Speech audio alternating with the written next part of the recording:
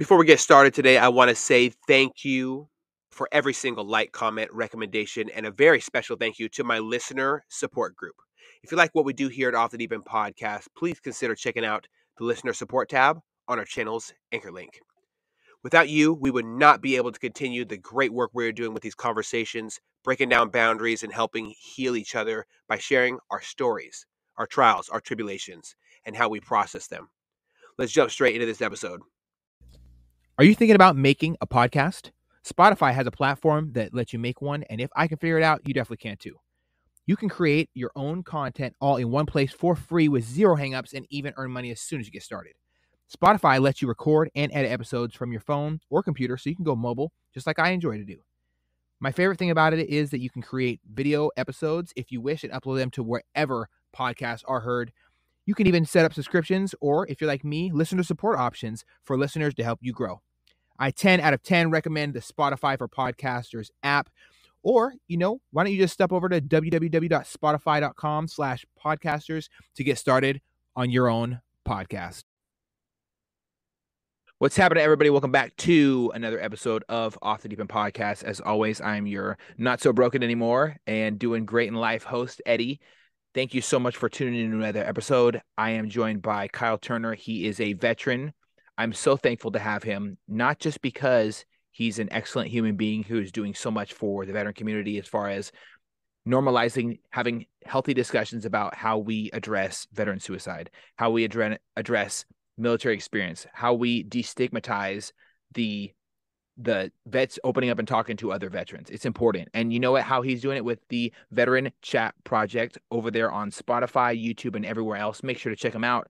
But you know what? We're going to have to call this one the Veteran Daddy Project because he is a dad and he's rocking it with the stay-at-home world. So please, thank you so much for your time, my brother. Thank you for joining us. Yeah, man. Thanks for having me, dude. I'm excited to be on your show. I know we had you on a couple weeks ago and it was a blast. So, I mean, I saw you post some questions and I'm like, I think I have a unique perspective for some people as far as being a stay-at-home parent goes. Cause I mean, a lot of times you don't hear, stay-at-home dad. Like it's not a very common thing. It's getting more common these days, but it's definitely not like it's not the norm. Absolutely. Gender roles and such. People have those really strong beliefs of gender roles and whatever. And we try not to do that. Me and my wife, we're luckily in a position. My wife, worked really hard to get to where she is. She is a pharmacist. She works for a major company. And has been for a long time. So we were able to, kind of do this. It's not like a choice, we just lost daycare but yeah. Situations happen, man. Yeah, situations happen. I guess I couldn't really, never really thought I'd be a stay-at-home parent for sure. I mean, if you knew me before, I mean, even 3 to 4 years ago, you would never even thought that was possible. I could do it. I probably still, I mean, some days question if I should be doing it, but at the end of the day, I'm all he's got and I'm never gonna, back down from that challenge, especially, I get to spend some really good time. I talk to people and they're like, man, I didn't start spending time with my kid till he was 10, 12 years old, because I work so much or this, that, and the other. And I'm like, man, I get to, like build that connection with my kid right off the bat. And it's been pretty huge. Wow. Well, that has to be quite an overwhelming experience in itself. Being there for the critical years, as what I call them, the critical years 1 to 7 of a child's life is very important. It's very important to be a present parent. It's very important to be a loving human being and show that child how to be nurtured and how to receive that love and how to give love to others. Being kind, it starts in those young ages, and you're able to have a really critical role in that. One thing I wanted to ask is, what was it like for you growing up personally? I mean, when I was growing up, I had both of my parents. They did split up when I was 16. So I mean, like, it wasn't like, your typical like storybook childhood, but it wasn't bad either. Like we did all the normal things. We went to grandma's house for the weekends and got to go to the Lake of the Ozarks. I grew up in St. Louis. So we went to Lake of the Ozarks every weekend. My parents were young, so it's no fault to them that they were still kind of set in their ways as far as, I mean, you're 18 and 20 years old and you have a baby, and then 3 years later you have a second baby, and it's tough like that. I mean, I'm 36 years old. I was 34 when my kid was born. So, I talk to my dad sometimes. I'm like, man, like you had, was it like a 10 and a 12-year-old or 10 and a 13-year-old when you were my age? Like, how the fuck did you do that? Like, I'm like, man, I can't even handle my one. Like, he's almost two. He'll be two May 26th. So, I'm like, I don't understand even like how you did that. But I mean, my mom stayed home with me just because that was kind of the case until I got to preschool. But I mean, I'd say growing up was pretty normal. There wasn't nothing crazy. And my parents, they split up, and that's a whole nother story on itself. But that's just a major reason why I think I think it's important to spend that time with them, plus, and like being deployed, not really having a family during that time. I was married at the time, not to my wife now, but I don't know. It just, like, just all these kind of failed I guess family attempts has just made me like really want to get this one right, because this is the one. Wow. I really admire your vulnerability there, man, saying that I really want to get my family thing right too. Me and my wife are super adamant about making sure our children are set up for success, not having to worry about what their next meal is, or not having to worry about, is mommy and daddy both coming home tonight? Right. Do we have stability? Stability is something that is absolutely priceless. And when you can provide it to a child, it can help them. I have nightmares. I get like little mini anxiety attacks or whatever about small things like finances, things like people arguing. I don't like to argue. I like to talk calmly and resolve the issue as a team. And it can be done. Many people say, "Oh, arguing is good for a relation." Arguing is not good for a relationship. Arguing No, it's not. happens in a relationship. It does happen because you're both passionate about your life. And when you take your lives and put them together, they become your life versus your partner's life. Sometimes it's very, very common to have arguments and stuff like that.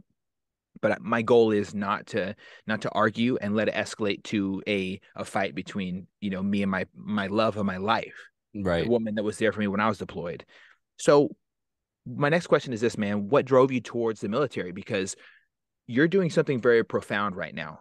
You're saying, you know what, I've had experiences. My brothers and sisters in arms have had experiences. I'm going to talk about them. We're going to talk about stuff that's not brought up. I don't care if they're famous or not. We're going to spotlight everyday real life military stories so that everybody understands that it's not just a special warfare community doing things that might be potentially harmful to someone's mental health, or might bring somebody back carrying a heavier load than they left with. Please tell me what inspired you to serve your country's, best military force, to be out there. There's no other better way to serve your country than directly signing up. So thank you for your service, first of all, but tell me about it. I mean, it was pretty it's your typical, had I not gone that direction, I probably would be dead situation. You probably met a million dudes like that. It's just, everybody's story is unique, and that's what makes the military a beautiful thing, is when you get together and have all these people with different stories. I mean, mine, I guess it could be summed up I wanted to join pretty early. I never really did, though. I dropped out of high school when I was 17, and then just started working. I don't think I got my GED till I was like 20, 21 years old. So I wasn't even eligible to even join, and at that time it was like what, 2008. So, I mean, the Army was taking everybody, dude, at that time. Yeah, I had, that's a push, right? I had some legal issues that needed to be taken care of that would have followed me had I not, gone this direction and I was able to get some waivers and get some charges expunged off my record. And, uh, I mean, I think I talked about this in one of my earlier episodes. But so I failed my drug test at MEPS in my first enlist. So when I first went up to MEPS and then I was set to go, it was me and my roommate at the time decided to join. And that was a pretty surreal experience too, from being like two guys that had an apartment that we would just go party, have all the parties back at our house after the bar. And went from us being like the life of the party to being like, yo, we just kind of want to get our shit straight. And I think we're going to join the military. And I mean, a lot of people, just didn't want to hang out with us anymore because we weren't partying. We weren't doing that shit. And, Mm. we just came down to it one night, like, yo, we need to fucking do something else. And, we decided to join together. We joined out of the same station in St. Louis, well, North St. Louis County. We joined the same time. Then again, like I failed my piss test, so he's gone. He's pretty much like, yo, this dude like hyped me up to get into the military, and he's just gonna, like he was pretty much 90% sure I wasn't gonna, do that. Because I mean, if we've talked, you already know I love my weed, dude. I still smoke it. You call it what you want from me being a stay-at-home parent, and this is the reason we're here. But I smoke, and it's medical, and fucking deal with it. So anyways, Everybody should, as a great American, mind their fucking business. All right. oh, I wish I hate. I wish I it were the wish. case, I wish dude. more people figured it out. Right. Yeah, It's not up for you to decide what somebody else puts in their body. Now, if we're talking about like meth and heroin right. and fentanyl, which is like an epidemic where I'm at right now, horrible Yeah, situation. And of course, the government's not doing shit about it. So, whatever that may be, there is nothing wrong with smoking marijuana. yeah. There's nothing wrong with it. You know why? Because it's not me doing it. I personally don't smoke weed, Hey, but that's it's your not for choice, me to brother, and decide I what. support it. But I don't mind other people doing what they want with their body or how they defend themselves with firearms. It's their Yeah, business as long as they're not out there murdering children and other people and being a horrible human being. It's nobody's business. So you know what? To all those out there that smoke weed, light it up. Good on you. I don't personally enjoy marijuana, but that's okay. That's okay. I don't have to, right. right? So that's what everyone should mind their business. Smoke all the weed you want. Hell yeah. So I failed my drug test. In the army, you got to take 45 days. You can't retake. You had to retake your ASVAP, everything like that. So basically, like I sold my car. We got out of the apartment that we were in. I'm back living at my dad's house. I got no car, no job, no nothing. I'm just like, oh shit. I got a month and a half pretty much, and I gotta figure out like, is this what I want to do? Because like at that point, it was like he's like, you're not gonna stay here forever. You gotta do something. I'm like 21 at the time.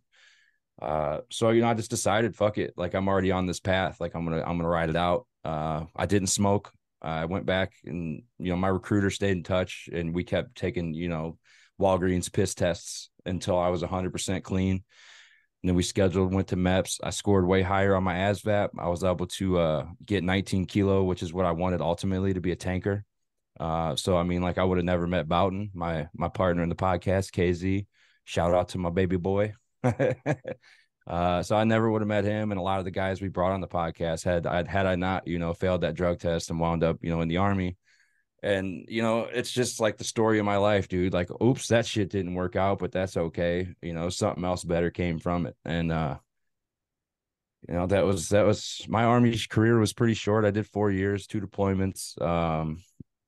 And then I fucking smoked weed after my second deployment, and my unit was on a zero tolerance. I had 17 nanograms of THC in my system after a 30-day block leave, and they decided to send me packing. Luckily, I had re-enlisted while I was deployed, so I was going to go to Korea, but being kicked out or whatever, so they were going to take all my benefits and everything like that, and I wouldn't have been able to get disability, wouldn't have been able to do the GI Bill, and my commander at the time was really adamant about it. He was really trying to get me fucked, and fuck you, sir. I got my shit. Oh my Uh, goodness. anyways, so it's because I re-enlisted. So when you re-enlist, you probably know this, but you actually like end your contract and start a new contract. So Oh yeah. after 36 months, I ended my contract. So I was eligible for 90% of my GI Bill benefits. So basically what I had to do for all my GI Bill was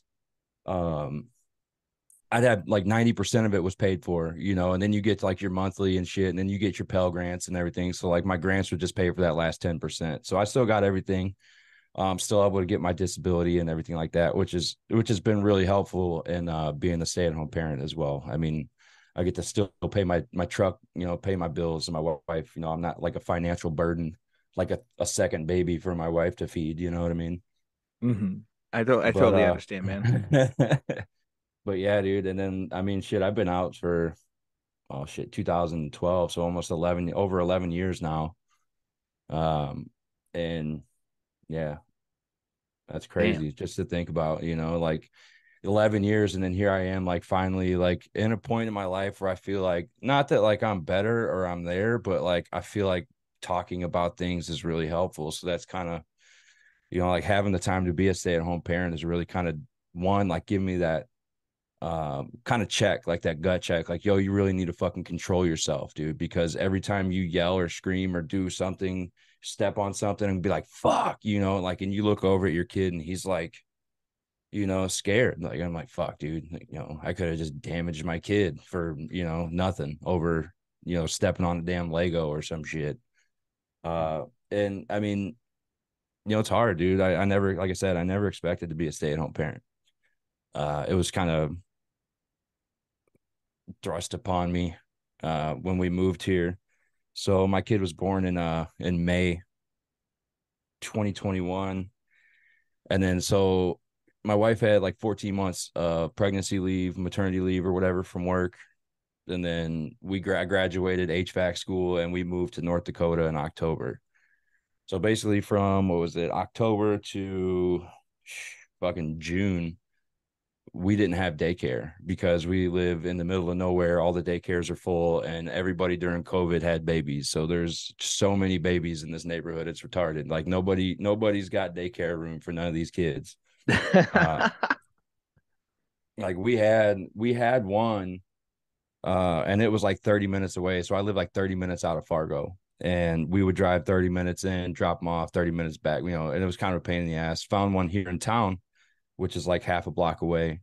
And we were there until just what recent January. Some of the girls quit, so they called us and they're like, "Hey, Griffin can't come back to daycare. We don't have the staff." So just like that, like, yep, I gotta be a stay at home dad again, and that's like it sucks because there's no choice, it wasn't like well, we can do this or we can do that, like no. You should have joined Amway. Then you could have been just a billionaire like everybody else, right? Yeah, I guess. But Oh man. so I mean, as it sits, we don't have daycare for the foreseeable future, and so I'm trying to find out ways to like, dude, like doing activities that teach my kids stuff, dude. I never in my life would have thought like, I gotta be the one to teach a human being like the ABCs and the one, like the stuff that like daycare teaches them that like you know what I mean? Like I don't have a degree in child education, but like I gotta fucking fake that shit, dude. Like me and my wife are over here faking it, and like I think my kid's pretty smart, but you never know. Like, Oh my goodness. Well, there's a couple of really great resources out there I'd love to give to you, man. One of which is number blocks.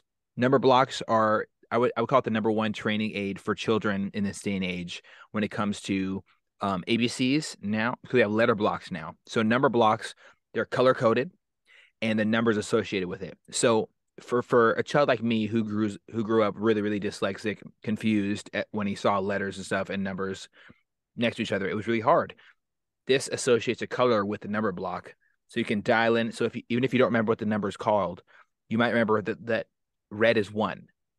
It's insane that I probably almost got that right. But my I nephew, think I my think we have nephew, some dude, bath things like that, dude. That's like you stick them to the wall and they're different colors, ABC 1, 2, 3, and they're all different colors. So it might be in the same situation too. yes, There's yes. all But kinds of crazy shit out there now, dude. yeah, man. And Number Blocks has their own YouTube channel, right? So for any stay-at-home parents listening, the Number Blocks YouTube channel links up with the Number Blocks, so you can put it on TV, and instead of your child draining their brain learning about something that like politics or learning about something that they have no business learning about at that Yeah. age, And they can like have for real, an keep your education. kids off of fucking cocoa melon. Keep them the fuck away from cocoa melon, dude. That shit's like sublime. And I'm not gonna go on that offensive, but I just hear, and then there's you see it like cocoa melon's like one of those things that just like gets them tranced in, dude. Like Mm. they don't want to come off of nothing else. It's like it It's a feeds dopamine that feed. screen addiction, dude. Yeah, Mm. basically that's all it is.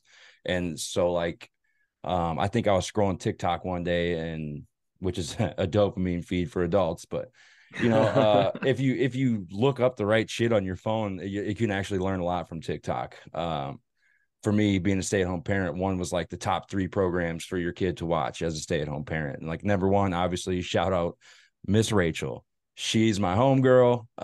We watch her at least 2 hours a day. She's really good because she sings everything. She associates, numbers, like teaches them how to say words, like each letter like goes through the whole deal. And like she was a kindergarten teacher, so I mean, or I think early education teacher. So we'll say that. So I mean, she's got like the whole like if you ever watch Miss Rachel, and you will when you have your kid. Oh yeah, I'm gonna definitely look it up now. Yeah, Miss Yes, Rachel, Lord. you'll be like, damn it, dude, why? And then next thing you know, you'll be like, you'll know exactly what to do if you ever come across an elephant on a bright summer day. And Oh apparently my you're supposed to goodness. challenge it to a dance off. Oh, Yeah. well, I had My no kid knows idea. the dance. Yeah. I'm gonna have to get my shit together for real, for real. Oh my goodness. Your child knows it, but I don't. Yeah, my I'm kid knows really how to failing in survive life. an elephant encounter. And I'm just like, at the same time, like, dude, you're never just gonna like walk up on an elephant, and honestly, like, don't dance with it. Don't dance with it. Anyway, Avoid at all costs. avoid that elephant unless it wants you to ride it, and it'll tell you. But It'll tell yeah, you. It'll tell Man, well, I there's so many great lessons that come with being a parent.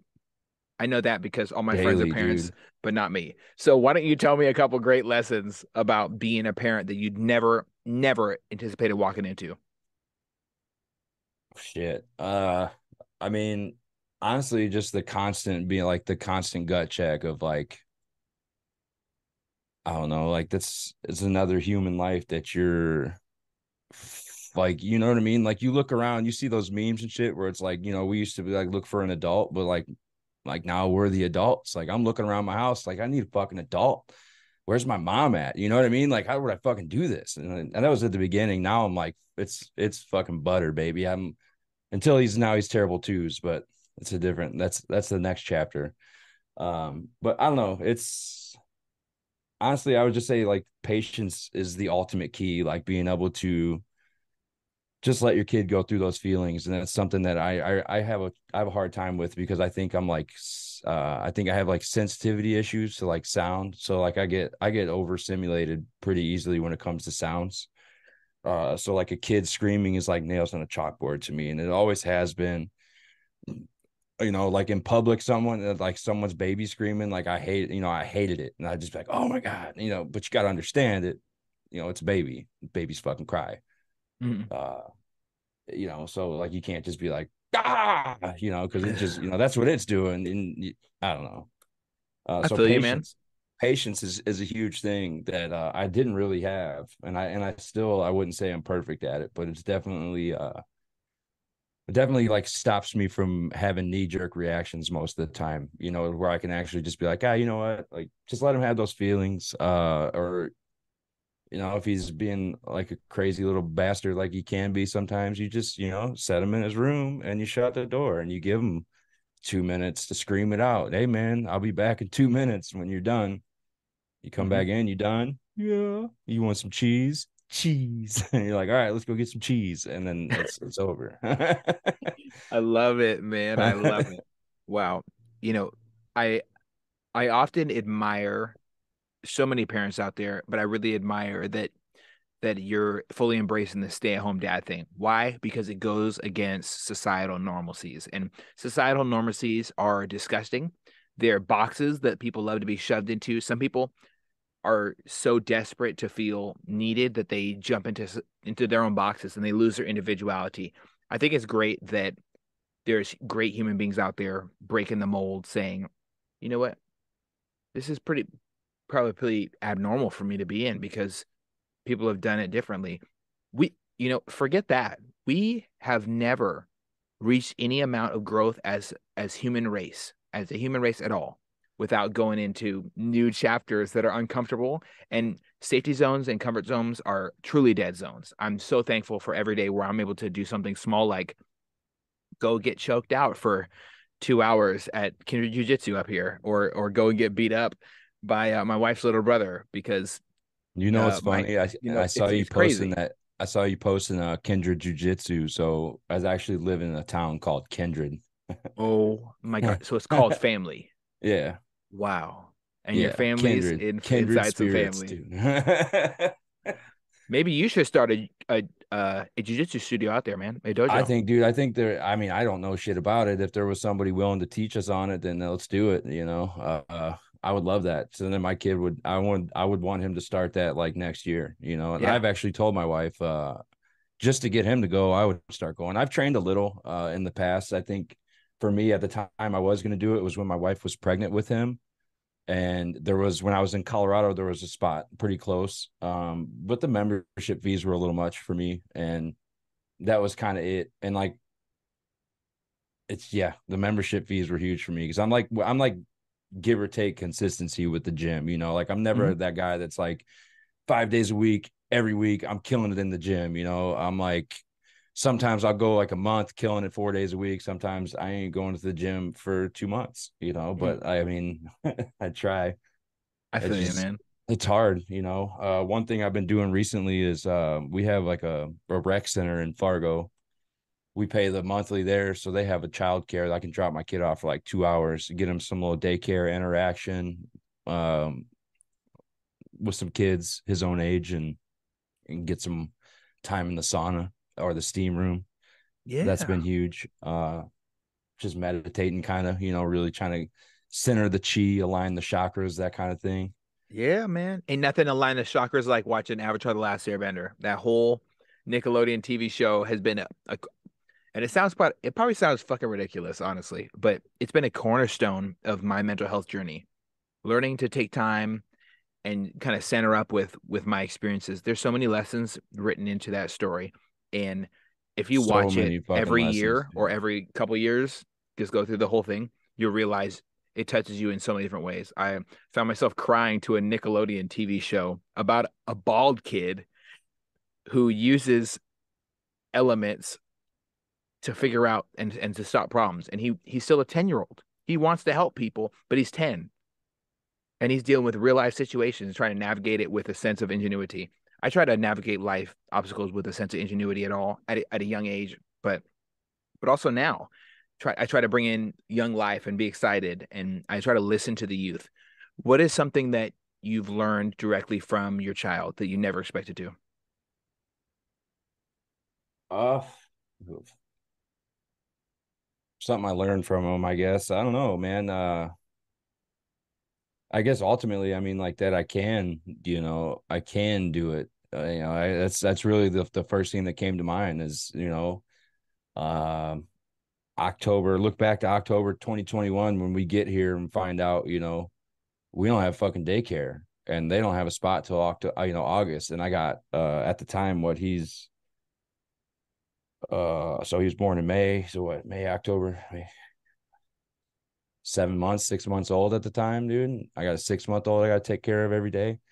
You know what I mean? Like I had no idea I was gonna be able to do it. I had never changed a diaper before, you know, like I had like a really bad gag reflex when it comes to smelling shit, dude. So like, and I'm still to this day, dude. I'll be changing his diaper like, and my wife's just laughing her ass off. I'm like, I'm about to throw up all over the living room, dude. This kid's just covering shit, laughing his ass off. I'm like, thankfully Oh man, he hasn't entered the fun with feces phase yet, which hopefully he never does. But good, yeah, good. you want to stay away from that shit.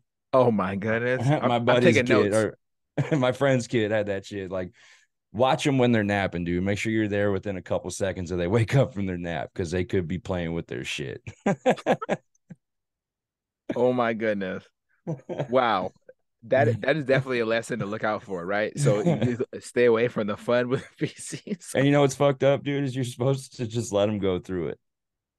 You ain't supposed to Says stop. who? All right, Says bullshit. I I'm don't know, calling right? bullshit. I'm This is it. sorry, dude, but if I'm you start calling having fun with bullshit. your shit, Griffin, it's a fucking problem. We It's gotta a stop it. absolutely no. You know what? That's what people who in Seattle on meth on the streets, they cover themselves in their own shit and they'll fight the cops as security. Well, hey, Don't they're not I getting don't they ain't want my going child to go through that. Hell no. for them though. They're like, hey, you ain't gonna put me in the back of your car if I smell like if I'm covered in shit. I know it's a very good tactic. It's Yeah, disgusting, but but it's it's good. fucked up that that's the world we live in, though, ain't it? Seattle, you can. if you ever people act like they want to prepare, like the preppers are preparing for the zombie apocalypse.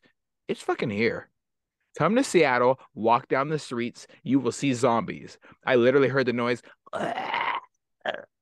Like one creeping out of the day. I'm like, bushes. I'm not even bullshitting you. It's not, there are no bushes. It's just Oh, barren concrete, dude. And all littered all over it are people smoking fentanyl in front of kids and a bunch of other stuff. And of course, that's going to inspire a whole lot of rage in me. So it's hard for me to work in Seattle. But you know what? I got to chase some money because I need to create a family. But next 10 years, I do not want to be working in the normal career field that I am because I've already taken yeah. 2 now needle injections, dirty needles. I've been penetrated by them at work, and I'm really not here for it anymore. I'm tired of my health being in jeopardy and going through the blood work and the stress and the you can't have sex, all the things. It's disgusting and Yeah. it pisses me Yeah, off, that and I feel sounds like a dirty. pain in the ass. Yeah. Yeah. Oh yeah. I'd be fucking pissed, dude. I would have been out.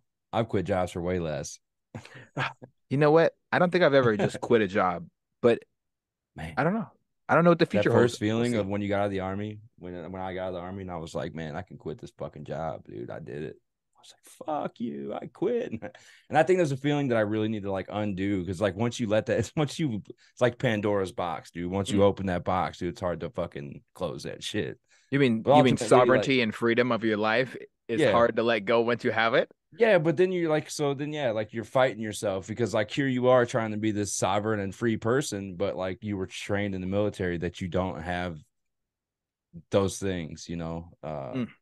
So like you're constantly arguing with your old self kind of situation, Yeah. which Wow. kind of causes some stress. So what do your friends and everyone around you say about you being a stay-at-home dad? I mean, I know it's not I only know 2 stay-at-home dads, and you're one of them. Yeah, so I only have I'd say really honestly one friend up here right now because I haven't really kind of gotten out because I've been a stay-at-home dad. I did start Veteran Chat Project Kindred, North Dakota. So Thursday, May 25th, we're going to be meeting here at Uptown Eatery here in Kindred, North Dakota.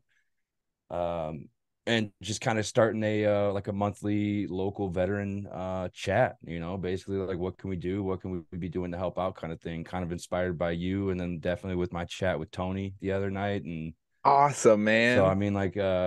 I mean hopefully that gets me some more, but my only friend here is actually a stay-at-home dad. So funny story, his wife is in the army currently, right? So she's a recruiter at the Fargo office. And fun fact, she joined the army out of the same station I did about 3 months later. So she grew up about a block away from where my mom lives right now. Wow. So like we meet on this disc golf website because I play a lot of disc golf, right? And so we met on like a when we were both moving here, we like met on the Fargo disc golf website, and we're like, "Yo, moving to Kindred. Anybody else play disc golf out there?" And he's like, "Oh, I'm moving to Kindred soon too. Let's get together." So then, it turns out like he's like, "Hey, are you from St. Louis?" Because he saw something on my Facebook. I'm like, "Yeah." He goes, "Oh, we are too." I'm like, "Oh, no shit." So, just like this, the similarities just hit right off the bat. It's like, "Oh, you smoke weed?" Like, "I smoke weed." It's like, "Oh, you're a stay-at-home parent?" Like, "I'm a stay-at-home parent." Like, "Oh, dude, let's be best friends." Oh, man, So that's I mean, like badass. that's what I got right now. And I mean, so he knows the struggle. So like he's honestly kind of he helped me in the very beginning for sure. Like when he first moved here, he was able to kind of point me in that right direction. Like, look, dude, like it is gonna suck because there is gonna be times, and this is what I would ultimately want, like everybody, like I was saying before we got on, like like if your wife is a stay-at-home parent, or if your husband is a stay-at-home parent, or if your significant other is a stay-at-home parent, we'll just say that. Um, man, fucking check in on them, ask them how they're doing, mentally, because it can absolutely fucking drain you, man. And I'm not taking anything away from my wife. My wife works fucking 40, 50 hours a week hard. She's got a hard job. So like I don't put that on her, to come home and basically check on me because she just wants to come home and be with her kid, and I support that 100%. And sometimes like a week or two goes by and you just feel like we haven't communicated, we haven't talked, we haven't checked in on each other, and I mean it gets lonely, man. Especially like I don't have any friends, and me and my buddy Jake don't get to hang out that often, so it's like I'll go weeks without like adult conversations. So I mean, like the podcast was a huge relief in that aspect. Just to Good. be able to hang out and talk and like not be on a text all day long and sit down here and kind of just feel like I'm hanging out with my friends every night, like it feels great. Like I go upstairs and I'm just like, oh, that was so much fun, and uh That's so awesome, uh, man. so ultimately, like, yeah, dude, like check on your spouse if they're a stay-at-home parent, because this shit's not easy. It might look easy, but it's like if you've been doing a job for 10 years, you make that shit look easy, right? You've been a carpenter for 10 years. You could build me some shit that I can't build on day one. Well, guess what? That stay-at-home parent, she's on year two, or he's on year two, and we know things that you don't, like it's just because we spend that time. And now I'm not gonna say like I know how to parent your child better than you know how to parent your child, because at the end of the day, what I've learned, every child's fucking different. Every kid's different, and they're born with the personality they have. It's on us to shape that personality. Mm. So, like, if your kid's a fireball, dude, like my kid, I guarantee you, he's gonna be class clown, just like me. He's gonna play baseball. He can already, like, if I'm not looking, dude, he'll hit me in the head with this big old plastic softball, smack me right in the cheek with it, dude, like multiple times, man. I'm just like that. I can't even be mad. I'm just like, oh shit, nice throw. I love But it. I love it, man. yeah, dude. Wow. Well, that's truly special, to have your child to see similar tendencies between you and him. It has to be overwhelming sometimes. Yeah. Yeah, it's pretty crazy. Sometimes I'm scared for him though, because of some of the similarities I do see. Like when I see him like overreact to something small, and I'm like, fuck, dude, like that's my fault. So as good as it is on the positive side, it can actually be a little multiplied on the downside, because like we're all our own worst critics, right? Like you said, when we were talking about, the podcasting thing on offline, like it's in life, dude. Like, I guess I forgot where I was going with that, but We do. We do. We do. Well, yeah. you're absolutely right. I know we talked about this previously. We are our worst critics. There's no way around it. We are absolutely horrible to ourselves naturally. We get told it. And I was talking about it with my wife's mom just today, and it's one of those holy shit moments, or the aha moments, as they call it in veteran support groups, quote unquote. So you have these moments in your life where you're like, oh my goodness, revelation. Oh, wow, I figured it out. I know everything. It's hard for me to swallow today what I figured out. I had this epiphany. We tell ourselves at a certain age, after a heartbreak or after a letdown from our parents or something, that we're not good enough. It's a normal thing that happens. And it's Oh wrong. yeah. It shouldn't happen, but it does. So we don't even have boxes for us to check. We just pretend like those boxes don't exist. When that Xbox achievement of life, the boxes that we want to check it for ourselves. I am good enough. I am worthy. I am loved. I am happy. I am beautiful or handsome. I might have scars, but I don't have scars on my face. So we're gonna hold on to it, even if it's something small like I got out of bed today. It's hard for us to check those boxes because naturally we don't have the inner strength. And how is strength built? It's built by the people around us who show us what strength is. So if we don't understand that we are strong, we don't feel strong. And that can be completely relative to every single situation out there. So when it comes to being a father, dude, when you said, I can do this, that hits so hard for me, man. That is one of the biggest concerns I have. Like, to be transparent, man, like thinking, am I going to be a good enough fucking dad? Fuck yeah, you are. You know Like, why? You know how I know that? Because you just asked me that. mm, That's enough, dude. You give a fuck enough to be like, to care enough if you're gonna. I know dudes, and I won't say any names, but I know motherfuckers, and you probably know them too. They ain't even met their fucking kids, dude. And you're sitting here I before hate your him, kid's dude. born, wondering if you're gonna be a good parent. Fuck yeah, you are, dude. No Yeah, fucking I hope doubt. so. I have faith. I shouldn't say I hope, because hope walks, looks at a fire, like walks around it. Faith leaps right through it. So I have faith that I will be a good parent. And I say that only because, well, part of which is why what you just said, because I'm asking the question. I've been thinking about it for a while, but there was a part in my life where I was, dealing with some mental struggles, and I'd have night terrors, and I'd wake up and my wife would be, you know, dude, talk about really feeling bad when you wake up and your wife's clutching her face because you attacked her in your sleep. Because you're having a nightmare, a fucking nightmare. Like a bad dream caused you to harm the most important person to yourself. That was a very, very low point in my life where I had to look at myself and say, how do I deal with my mental health? How do I deal with my stress? How do I deal with the fact that I have horrible family issues? The word family is scary as fuck to me, Yeah, honestly. dude. It's scary. Yeah, it It can comes with be. embarrassment, nervousness, toxic Comes with a relationships. lot It's of scary. yeah, like a lot of like IOU type shit. And I feel like I mean like I love my family to death. I grew up doing like the whole family thing, but like as I've gotten older, like it's like you see like a lot of people our age talk about that generational curse, you know. It's just like I'm trying to break that norm, dude. Like we're setting our own standard here. Me and my wife talked about it beforehand. Like the big thing, dude, is the grandparents expecting you to travel and load up your kid and just go wherever to, you know, hey, you bring your kid here, bring kid here, bring kid. Nah, fuck that. Like, hey, yeah, we're having Christmas at our house. You are more than welcome to join, or we could plan something Christmas Eve or something like that, you know. And that's just always been me because as I mentioned to you before, you know, like presents of presents, dude. Like I want to build those memories with my family. That's gonna start out with having Christmas at home, having those birthday parties, being doing what they want to do, not just like, oh, like we all go to like me growing up, like so my mom's side grandma's like we would go there every holiday that we weren't at my dad's side of the grandma's that was at the lake. Now going to my dad's parents was the shit.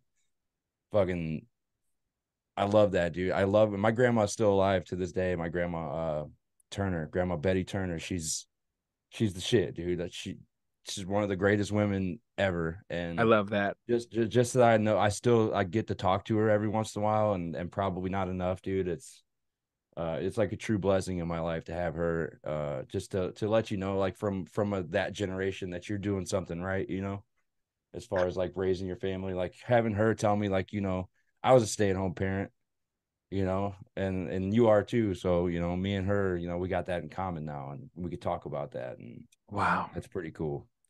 Yeah. Um, but yeah, I keep getting trailed off.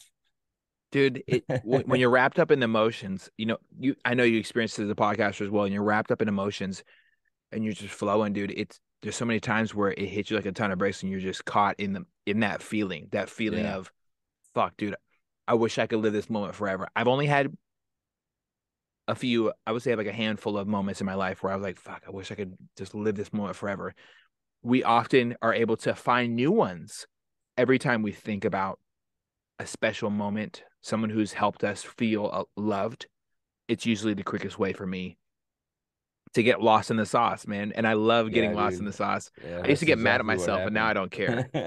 Now I'm That's like, exactly fuck. what happened. Yeah, KZ, he'll tell me like, dude, I love when you do that shit. And he's like, I don't give a fuck. I love it. And I'm like, all right, I'll just keep doing it then.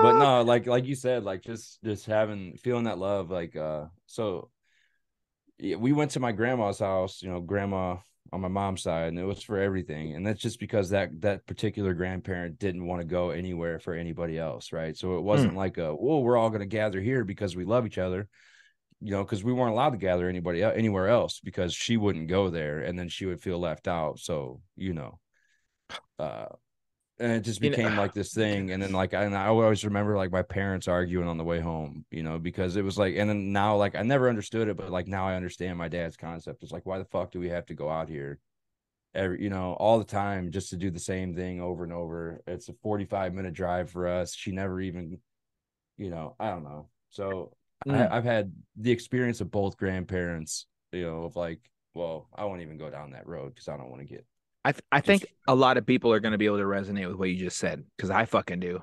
Oh, yeah. yes. Oh, yes. That person that shows up, talks about their life, their work life, and then they leave. And, you know, growing up in a family where being a narcissist was a normalcy. It's normal Mm, to be a narcissist in a lot of families because it was okay for their parents. This was just hmm. what we do. It's about Yeah. us. It's not about you. Dude, You're, my oh, mom told sit me, up, little kid. Go sit over there. You don't get to have a voice, and it can yep. damage the future.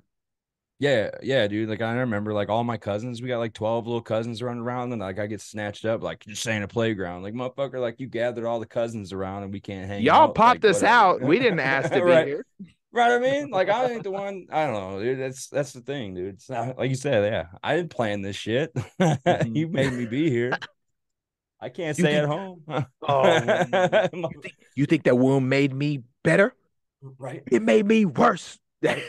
Made me hard. I love it, man. I love it, man. We're kind of wrapping up with this topic before we break off and get into part two, talking about the military and stuff. What was your oh my God, I'm actually a dad moment? Because I don't think that gets covered enough in life. I hear so much about the mom moments, and you know what?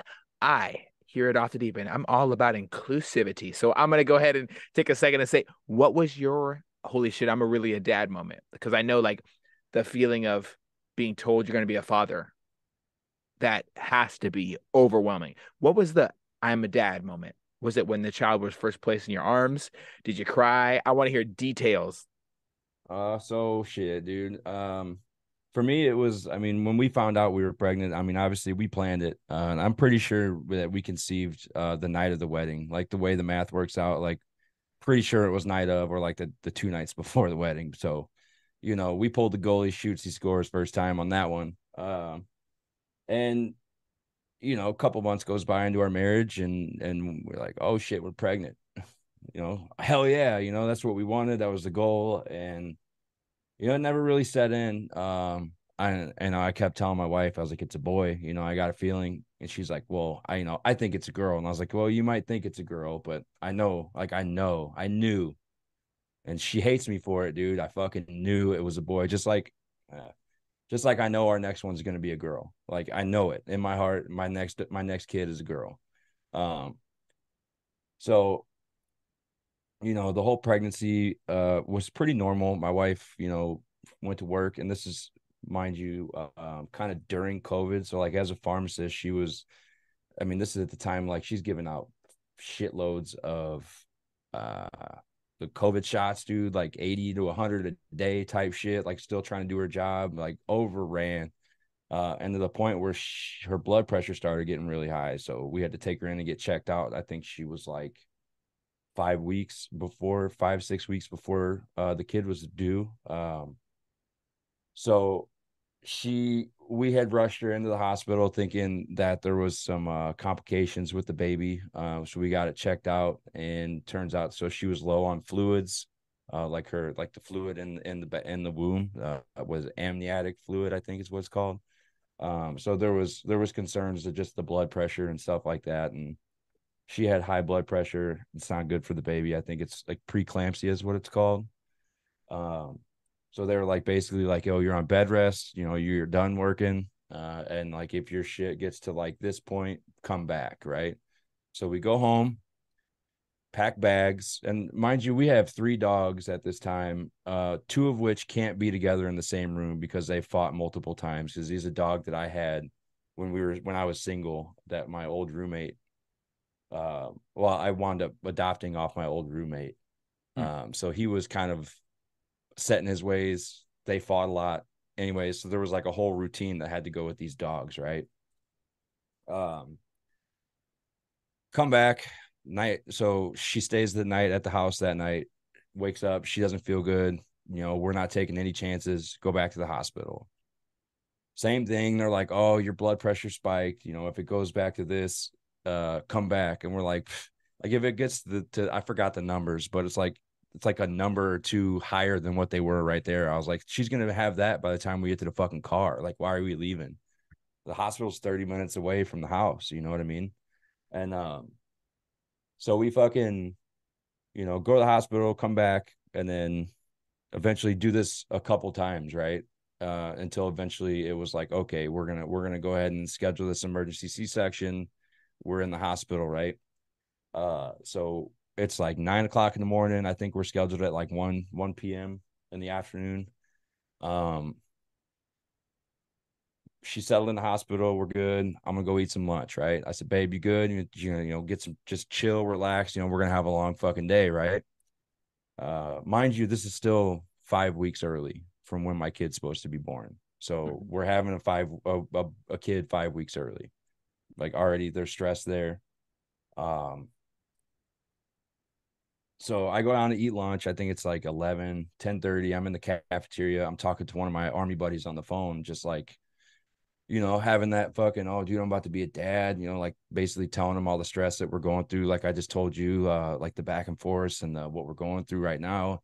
It's like I'm sitting down in the thing, just like, really just trying to wrap my brain around, what's all been going on. And like my phone rang and it was my wife's on my phone. And I'm like, hey, let me call you right back. My wife's calling. And then, I answered the phone and she's like, is this the husband? And I'm like, what the fuck? Like, yeah. She's like, get up here right now. Like, and then hung up on me, dude. So I'm like, fucking, like, I'm like a cartoon, dude. Like, I'm taking off and like all that shit that I was sitting at the table was just like up in the air, like, Oh, fucking just plate of food, napkins, soda pop, everything. Boy, I'm out the door up the fucking elevator. And I get there and she's not in the bed and there's like 10 nurses in the room, right? And I'm like, what the fuck happened? Her blood pressure dropped like really low. And then they lost the blood pressure on the baby for a second. So she got Jesus really nervous Christ. because there was so many people in there and she had like an anxiety deal with all that was going on. And she held everything pretty well until that point, I think. And my wife, she holds in her anxiety and shit, and she has a hard time kind of letting out. I think that was one where she kind of like everything like broke down, and they were like, we need to go in and do this right now. So they suited her up, put me in the space suit. I went in, we did the C-section. I'm in there, sitting behind the cover. They're like, take the picture. We see the baby. I mean, he was faced forward in the rib, so like his head was kind of all weird shaped, and like he had like frog legs because he was like bent in her womb all weird. Like that's why he had to be a C-section anyway. So I mean, like when I first seen him, it was weird, dude. I was like, man, like that's like a weird looking little baby. You know what I mean? Like he's but I was like, no, that's crazy, like that's my baby, that's my son. But that it was short lived because it was like, put him on oxygen, and then straight to NICU because he was 5 weeks early. Um, so I mean, we didn't get to have that normal experience, where you have the baby and you're in the hospital room that night with your baby and it's just like that, like my wife didn't even get to go see him for a little bit, until she was ready, and I wheeled her in and she got to hold him first. But I mean, he was in the NICU, I think I want to say like 12 or 14 days. He wasn't eating on his own. So like between that, like she was in the hospital, I was back and forth with doing the dogs thing. Like we just had so much going on. So like it never really settled in until we got to take him home. And I think it was, like I said, like 2 weeks later when we actually got to take him home. And I think then was really when it kind of was like driving home with my kid and my wife in the back seat after like all that was just like, holy shit, like we, you know, now what do we do? Like we didn't get that, like, people get that little training session with the nurses and stuff and like what you do with your baby at night and this and that. And like we didn't just stay a night with him until he was almost 2 weeks old. But yeah, so I mean, yeah, driving home with him in the Wow. back seat, it's just like it's just unreal. I just remember I took a picture. I'd have to send it to you. I'd have to find it in my thing, but just like me standing in front of the house with him in the car seat, and he's just so fucking little, dude. He's so little. It's so crazy to see him now because he's like not little at all, But he was a preemie, so he was I think he was only like 6 pounds, which is still normal, but he was super long. Um, yeah, I mean, just kind of just all like hit then. You get home and you're just like, oh, it's on now. Now I got fucking 3 dogs, 2 cats, and a baby. Wow. Oh my Fucking goodness. quite the ecosystem. Yeah, quite the ecosystem.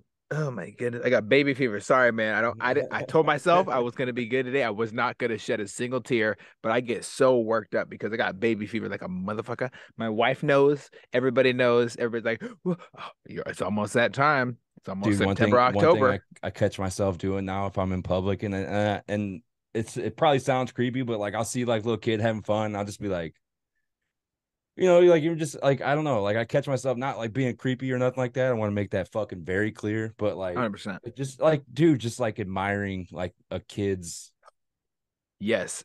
You innocence have and just baby like fever wonderment, still? dude. Oh Yeah, my dude. goodness. And yeah, and I'm in the terrible twos, and I'm still like, man, I guess we could do it again. I was just thinking today I was at jiu-jitsu and it was my wife's little brother's class, right? But they have an integrated class. It's called baby sharks and big and the big sharks. So you mix them together and so you have these kids that are like 6 years old in the smallest little jiu-jitsu outfits ever with all the stripes and you could see these people's parents are sitting there on the chair like, please don't do anything bad. You got to be good. You got to be good. And the kids are looking Slam. at each other, and they are some of these kids are going to be great professionals when they grow up because they've been doing it for a while. And other kids, you'll see them, their personalities are still developing, and they're making friends, and these bonds are so great. And you'll see them get angry with each other. Some kid get hurt. The other, all the ones around them run over and give them a hug. Are you okay? But it's emotional to watch other people's children for people who want to be parents. It is. And Yeah, man. I have a lot of friends who aren't able to have children, sadly, because of life circumstances, whether it's cancer or other things. There's even some people out there who've had such bad domestic violence experiences that they're unable to carry children because of the body damage Right. done to them. And my heart goes out to them. And I there's something so beautiful about children doing their thing, just being kids, right? Yeah. Whether they're making a mistake or pointing something out to you or telling you that apparently there's more than one ocean. There's a new ocean that's been added recently. Wish I knew when I was a kid so I didn't sound like an idiot betting $10 against an 11-year-old. But oh my goodness, it's so amazing. The future of this country, they're going to be very well off because of people just like you, parents who devote themselves to their children. There's very volatile situations that do arrive in our life. Who knows whether they're going to have secure child care? Is the child care going to assault my children? Which Yeah. has been an issue lately. People have gone insane apparently during Rona and Yeah. started beating children in these places. It's Yeah, and like baby disgusting. fight clubs and shit, dude. I've heard of. Yeah. Like, yeah, I'm Insanity. good, dude. I'm talking about you want to see daddy go to prison real fucking quick, dude. Let me find Yeah. out you're using my kid in a baby fight club. Yeah, that's an I'm gonna introduce atrocity. you to my friend the fucking brick. We'll Good brush your night. teeth with it. It it would be a healthy decision to do that. It would Yes. be. I I But you still can't do it. That's the wrong part. It's like, come on, let me purge that. Like there should be right and wrong reasons to give somebody a good mouthwash with a brick. yeah, yes, just to cleanse their soul a little bit. Or like, I let's see, like if you could have just like you get like one full on good assault in your lifetime where you can like, that was my one.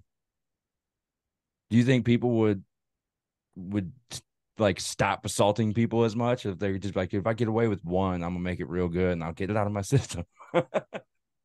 It's hard to say, man, because we as humans we get corrupted easily with power. That's Absolute true. power corrupts absolutely. So I'm pretty sure that if there was a situation like the purge or Yeah. the Yeah. brickening as Yeah. you The brought up, bricketing. I think it would not go over the way we wanted to Yeah. because there's a little piece of all of us that's hurt, jaded. I don't think that any human being is capable of being pure unless they're a child Yep. and they're molded properly.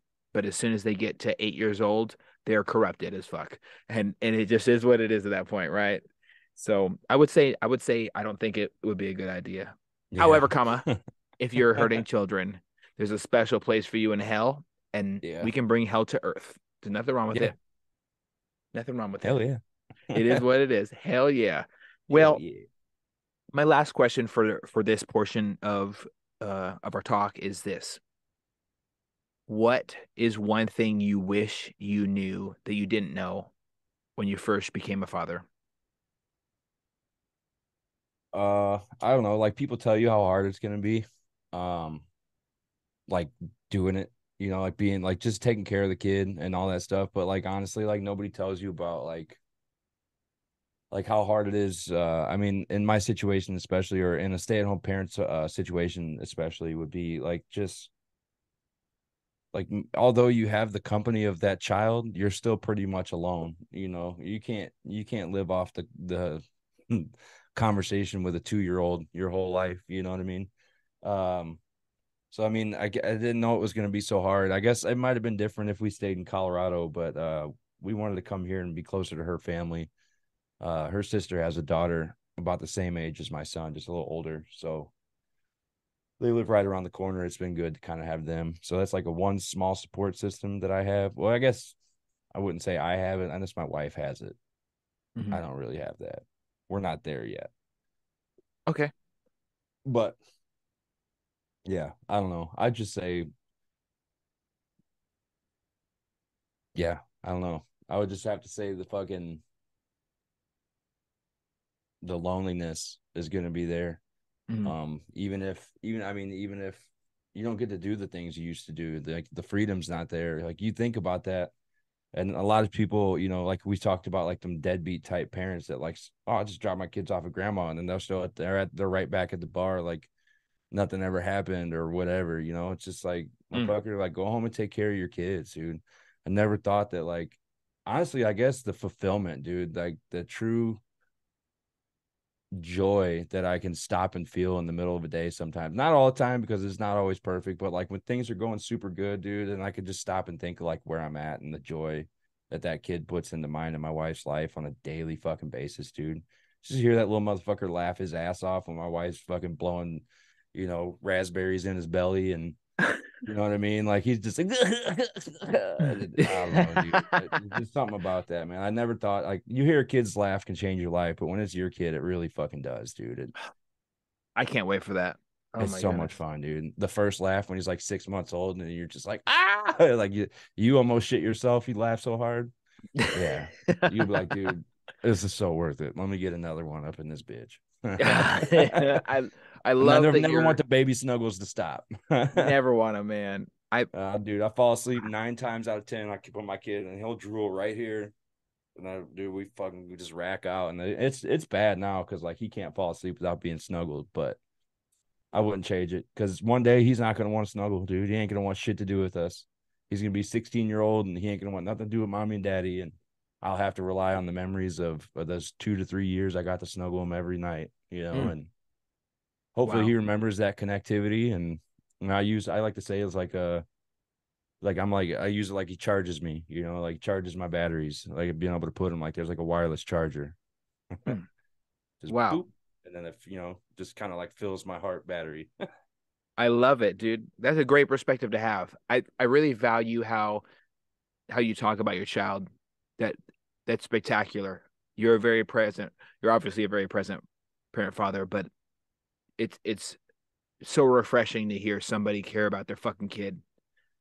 I try not to be a pessimist or be pessimistic or whatever, but it's really hard for me to stomach the idea of people not being there for kids because it happened to me and to so many around me, and it breaks my freaking heart. Right? I love the fact that you're a present parent. I would say that's very normal. It's not. It is not normal. I'd be a horrible It's liar not if as I normal said as that. you think. I mean, It's I not. would say like my parents were present for sure. But like I mean, like my dad never missed a practice, all that kind of deal. We didn't always get along, and when I got out of the army and the circumstances I did, I thought I was gonna come back to him and be, pretty disappointing to him. But I mean, he took that opportunity right there to let me know, like, you know what, fuck him, you know Hmm. that's their You know, loss is basically what he said. And since then we've had a different connection, and I think that right there was one thing too that I take forward. And it's like I see a lot of myself in my dad, with a short temper, and even adding like PTSD and whatnot, like makes a short temper a little shorter. So I mean, I don't think my dad never stopped working. He still works, so I don't think he ever stopped to take time to think about shit like that when he was, having us. So, I mean, I think it's huge. Not only that, like I got my wife to kind of tell me if I'm doing, she doesn't have any qualms telling me if I'm fucking up, she'll tell me. I love her It's a for good it, but partner.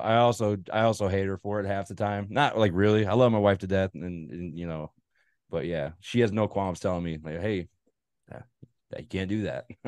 So, I love her to death for it. She's the yin to my yang. Like I said, she says things like, "Oh shoot," and "shucks," and "darn," and I obviously don't. When my kid gets in trouble at fucking school for calling someone a clown dick or something, dude, it's gonna be on me. 100%, man. I think having a great partner can kind of help you heal from the. I think it's normal to say this. So we all have these big holes that we grow up with. We have holes, parts that are missing. Maybe there was a time where you maybe I know people whose parents never said they loved them. Both never said they're proud of them. Never said good job. So they're constantly seeking the validation. Parents, when they don't leave a gap, they can create a great kid. Not a good kid, but a great kid. Children are inherently good until you spoil that. And I really do admire that you are working to recognize, and you have a partner that's willing to recognize when you're messing up, because I have a similar situation. My wife loves to tell me when I'm doing wrong because she knows I want to fucking hear it. I do want to know when I'm wrong so I can take accountability and be better. And I'm so thankful for her. And hearing you talk about how your lady helps you out, it really makes me appreciate mine as well. Even more so than I already do. So I appreciate you saying that. I think this is the kind of exactly what I was seeking to get from this episode, especially talking about something so against the grain as far as society goes. It's not very common. It's someone told me it wasn't manly once to be a stay-home dad, and I told them to go Fuck fuck that, dude. themselves. I say Fuck go fuck that. yourselves. That's Yeah, dude. I disgusting. used to I used to think that you weren't a man until you served, bro. But you know what? Like, I mean, what is a man? Mm, And I that's can't a remember question. what episode of what podcast I heard this conversation on, but like, there's so many different societies and so many different definitions of a man, right? So like ancient tribes, ancient warriors, like they had like their rituals. They became a man and they went off and they did their shit, and You then got to they kill came the back and you were enemies. a fucking man, Yeah. and like like, I know dudes that I served with that still ain't a fucking man. Mm. There's just little boys that wanted to serve, and then now that's all they are. Like, not just because you serve, you don't become a man. You become a man Handle your you can shit. when you handle your shit, and then when it means handling your shit is even looking at yourself in the mirror and saying, "Oh, you're fucking up. Like, Mm. I fucking hate you right now. You need to fix it." Not I Yes. fucking hate you. You got to go. It's I hate you. You need to fix it. And that's Mm. one thing that we really started, Veteran Chat Project for is fucking another thing, dude. It's not very normal to talk about mental health, and I mean, like you said, it's people keep that shit bottled up, and hearing it from other people is huge. So to be able to just be like, know that somebody fucked up, dude. I tell you, like, I fucked up in my life more than I haven't fucked up, but like I would have never ever learned the lessons that I did. It's like every fuck up set me to where I am right now. Rascal Failure Flatts is said not that shit final. best, dude. God bless the broken road, right? Like, Yeah. shit. Garth Brooks too. Country singers, they've been knowing this shit all along. Some of God's greatest gifts are unanswered prayers. Thank God that shit didn't work out because I never would have met my son. Mm. Yeah, And I I think about definitely. that. There's a fucking million of those days in my life. Or thank God that day went different. Thank God that day didn't go the way I wanted it to. You know, it's crazy, dude, because it really is. Sometimes it really does have that pre-planned feeling. Like, I don't know. You just start to let go. Like, I find myself just letting go of like giving a fuck about the direction of my life as much because like I know, like, as long as I keep just waking up every day with a purpose, like it's gonna be fine. Mm. Uh, if I I got love something that. to do tomorrow, then I'm gonna do it. That's something my grandpa taught me before he was like 90 years old. The dude stayed fucking working in the garden. The dude stayed fishing until he couldn't fish no more. Stay busy till you can't stay busy no more. If you got something to do tomorrow, you're probably gonna wake up and do it. Mm. And that's the same too. If you got mental issues and you're stressing and struggling and you think that you're not gonna make it through the night, dude, you fucking give yourself a list of shit to do tomorrow. You know, hey, well, fuck it. I got to wake up and deep clean this house or whatever, dude. Start doing it then. Just jam the fuck out and listen to some music or whatever. I don't know. I mean, or, fucking start a podcast about mental health. Yeah, there's a thing, right? Yeah. Wow. Well, I absolutely love your outlook. I absolutely love your perspective that you've shared with us today. And I really do appreciate you talking about this. I want to say a very special shout out to every single stay-at-home parent, every single stay-at-home partner in a relationship. You do have so much value that you contribute daily to the character of our country. And more importantly, we fucking need you.